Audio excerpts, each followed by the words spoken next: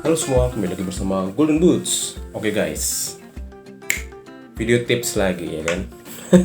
Jadi gue lagi seneng berbagi tips ya kan, yang tiba-tiba teringat sama gue gitu, dan gue ngerasa gue punya sedikit pengetahuan. Jadi kenapa nggak gue share aja ke kalian, walaupun video tips gue yang udah gue tayangin beberapa kali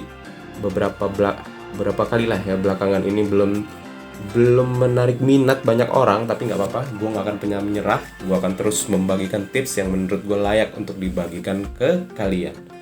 Nah, sesuai dengan judul, tips 3 cara yang bisa lo lakukan agar lo lebih tenang bermain bola, ya kan?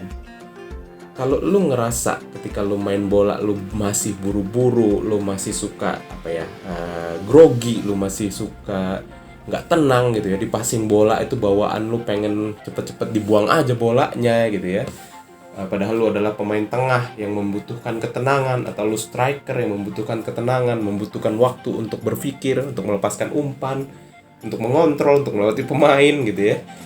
Video ini cocok banget buat lu guys. Atau lu back juga boleh juga sih, cocok juga untuk lu guys. Jadi gua akan membagikan 3 tips ya yang akan membuat lu bisa menjadi lebih tenang dalam bermain sepak bola. Nah, sebenarnya inti dari tips ini adalah yang nomor 3. Cuman gua sengaja taruh di nomor 3 ya kan. Jadi nomor 1 dan nomor 2 ini adalah cuma kayak pengantar lah ya. Jadi nggak cukup dengan 2 poin ini aja terus membuat lo jadi lebih tenang, nggak cukup banget gitu. Lo harus berlatih yang nomor 3 juga gitu ya. Nah, disclaimer dulu ya, karena gue yakin setelah gue sebutin 3 ini pasti akan ada yang nanya, "Bang, timnas Indonesia kan pemain pro, kok masih bisa nggak tenang gitu ya?" Sebenarnya inti dari segala inti permainan sepak bola yang membuat lu bisa lebih tenang adalah kondisi fisik lu. Jadi walaupun lu belajar dengan giat 3 tips yang akan gue bagikan sesaat lagi, tapi fisik lu nggak menunjang, ya tetap aja lu akan sering kehilangan bola, lu nggak bisa tenang, lu nggak bisa melepaskan umpan yang akurat, lu bawaannya intinya lu nggak tenang lah gitu ya. Percuma gitu, lu 3 hal ini lu hatam tapi lu nggak punya fisik yang mendukung, ya nggak bisa juga gitu. Jadi segala inti dari inti bermain sepak bola itu adalah fisik. Lu harus punya stamina yang kuat untuk bermain 90 menit. Bukan hanya bermain 90 menit, tapi bermain di bawah tekanan 90 menit. Main sepak bola itu kan beda ya. Kalau lu udah di lapangan ngelawan oponen, apapun bentuknya, turnamen, liga, atau apapun itu ada faktor lain yang bisa membuat lu lebih cepet capek, yaitu tekanan dari lawan, tekanan dari penonton, tekanan dari pelatih, tekanan dari wasit gitu ya. Itu akan membuat lo lebih cepat exhaust, lebih cepat kecapean gitu. Jadi saran gua, sebelum lo mengikuti tips gua ini, ya lo harus persiapkan fisik dulu guys.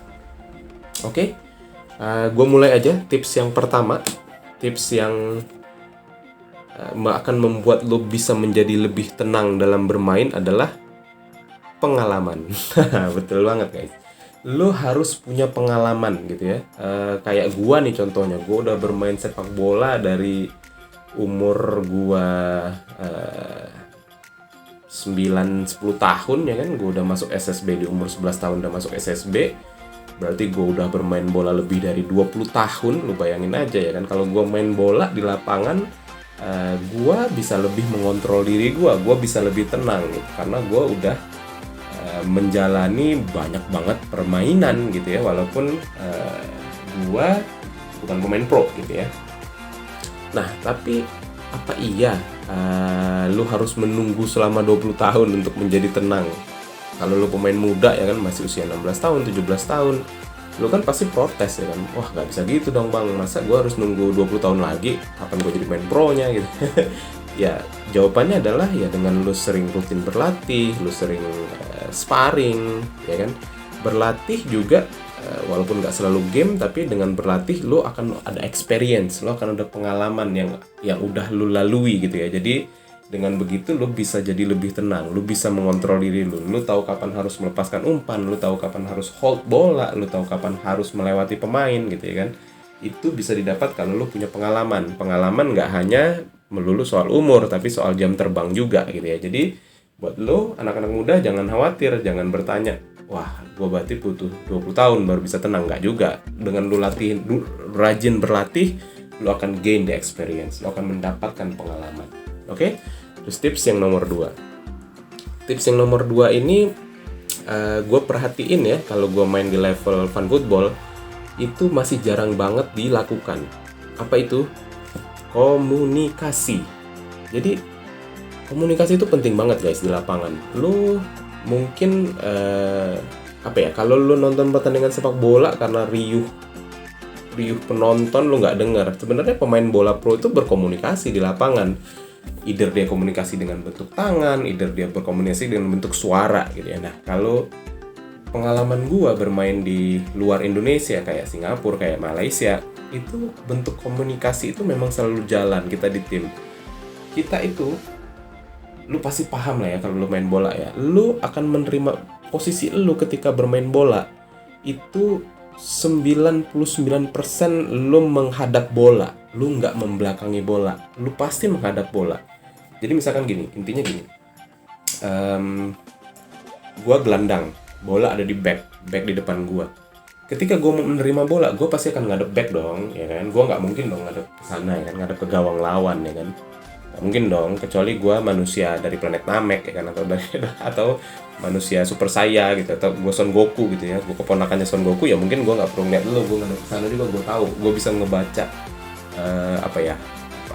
tenaga Cilu gitu ya kan, di mana bola di mana gue bisa tahu. Nggak mungkin kan, lu pasti akan menghadap ke bola di mana lu akan membelakangi gawang. Nah, dari mana lu bisa tahu ada orang yang sedang nge-charge lu ya kan? Yang pertama ya of course kalau pemain pro lu lihat sebelum mereka menerima passing mereka pasti akan shoulder drop. Pemain pro rasanya begitu ya, atau ya non pro juga ada sih yang sering shoulder check gitu ya. Shoulder check namanya, bukan shoulder drop. Atau ngecek di sisi ini ada nggak sih orang yang lagi nge-charge dia gitu ya. Cuman seberapa sering sih lu ingat kalau lu bukan pemain pro ya? Seberapa sering lu bisa ingat harus shoulder check sebelum lu nerima passing? Pasti akan ada aja yang lupa ya kan. Caranya gimana supaya lu bisa dengan tenang menguasai bola? Ya temen lu yang bisa lihat pergerakan lawan harus ngasih tahu dong. Kalau di sini istilah yang sering digunakan adalah man on gitu, berarti ada yang nge-charge lo dari belakang gitu kan. Ya yang lo lakukan adalah supaya lo, karena lo udah tahu ada orang ya, lo nggak panik ya kan. Lo akhirnya lo tahu bolanya harus lo gimana ya, either lo passing balik atau lo bawa ke arah yang jauh dari pemain yang sedang nge-charge lo gitu ya kan. Jadi komunikasi itu adalah faktor terpenting kedua yang bisa lo pelajari agar lo bermain lebih tenang.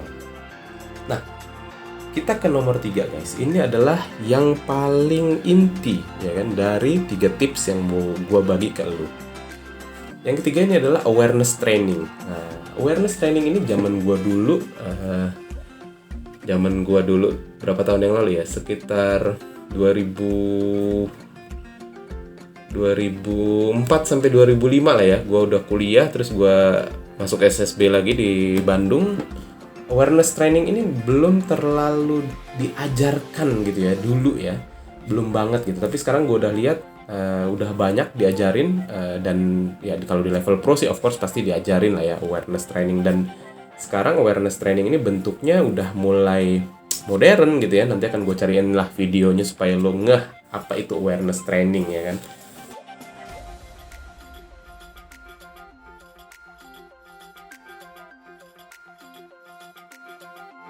If you do ask me, I'm low on confidence, I'm good in training, but when it comes to a match, I kind of panic on the ball and things like this. So if you're only training by yourself and you're really good technically and everything like that, but when it comes to a match, you're panicking. The reason being is because there's also a mental stimulus during a match as well. When you're training by yourself, just dribbling in and out of cones, you don't have pressure from anything else going on. So it's a lot easier to focus. But during a match, you've got to be checking your surroundings. When you're receiving a pass, not only do you have to worry about your first touch, but worry about your first touch taking it away from your opponent. So some of these drills today, you can take away, work on them with one of your teammates, and it's just going to make you mentally sharper so that when it comes to a match, you're going to be more prepared, and you're going to find yourself not panicking on the ball as much. Then we moved into another passing and decision-making drill, adding even more of a challenge element to it this time. So what we're doing, we're passing back and forth. I'm leading the drill, Omar's doing the work for this set, and what we're doing is just passing back and forth, and if I say man on, he has to play the ball back to me first time, just like he's got to play it on his back, so he's trying to keep the ball.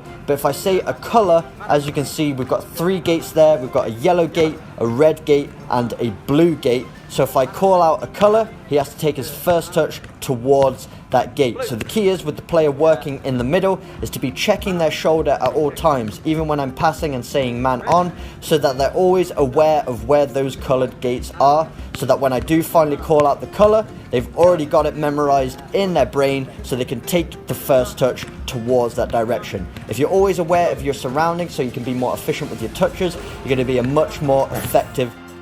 Awareness training ini sendiri memang melatih refleks lo, melatih gerakan lo. Jadi lo tahu lo harus ngapain dengan bola gitu ya. Lo punya refleks yang bagus, lo bisa tahu lo harus kemana, lo harus ngapain, keputusan apa yang harus lo ambil, yaitu dari awareness training. Jadi harapan gua nih bagi lo yang masih mau menitik karir ke profesional, atau lo yang ya pengen meningkatkan level lo dalam bermain fun football mungkin ya kan, lo bisa mulai start berlatih awareness training. Awareness training ini lu bisa latihan sendiri karena udah ada device-nya guys, yang warna-warni itu lu taruh, nanti dia warna merah, warna hijau, warna biru gitu ya kan. Tinggal lu latih aja, lu pengen latihan warna apa. Ya kalau lu mau dengan temen lu juga bisa, sesuai dengan video yang udah gua tampilin tadi ya kan, pakai kon merah, kon hijau, kon biru gitu ya. Jadi lu di passing lu harus gerak kemana, gitu ya. Itu membantu banget untuk lu meningkatkan awareness lu gitu ya, meningkatkan rasa lu ketika lu memegang bola, lu bisa jadi lebih tenang. Oke, segitu aja sih dari gua, tips gua kali ini yang tiba-tiba gua teringat. Jadi mudah-mudahan ketika lu menonton tips ini, lu bisa berubah sedikit dalam bermain, lu bisa lebih tenang, lu bisa lebih menguasai bola, lu bisa mendelay bola gitu kan, lu bisa mengambil keputusan yang tepat dan cepat dalam bermain sepak bola. Kalau lu ngerasa video ini bermanfaat, lu boleh share ke kawan-kawan, terus lu bisa like juga dan komen di bawah. Jangan lupa guys, selalu komen ya, biar kita diskusi lah ya di kolom komentar. Dan kalau pada akhirnya lu memutuskan untuk subscribe video gua setelah menonton subscribe YouTube gua setelah menonton video ini, monggo guys, silakan, makasih banget karena support lo sangat berarti bagi gua. Segitu aja, mudah-mudahan bermanfaat untuk kalian. Golden Boots pamit.